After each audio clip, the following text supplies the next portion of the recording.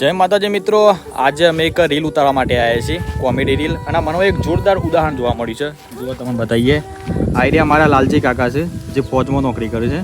અને નોકરી કરતાની સાથે સાથે પાછા ઘેર આવીને ઘાસચારો કાપું છું, બોલો.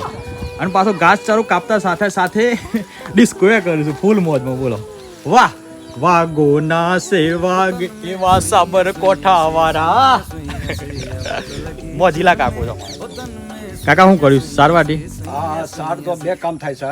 એક તો ભેંસના માટે ઘાસચારાનો પણ ઉપયોગમાં આવે એવું કામ થાય છે. જો થોડું સેહત માટે મતલબ શરીર માટે થોડો પરસેવો પણ નીકળે છે. બરાબર. તો શરીરમાંથી જો પરસેવો નીકળે ને તો આપણા અંદર જે શું કહેવાય નમક કહેવાય છે, ડિટોક્સ બધું ડિટોક્સ, એ શું છે બહાર નીકળી જાય પરસેવા માટે. બહાર નીકળી જાય. બાકી જે બહારની જગ્યાઓ છે તો શરીર શું ખુલ્લા થઈ જાય શરીરમાં કોઈ બીમારી ના આવે અને બીમારી ના આવે. એટલે પરસેવો જેવો છે ને એ તમારા શરીરની ત્રીજી કિડની છે. ત્રીજી કિડની છે.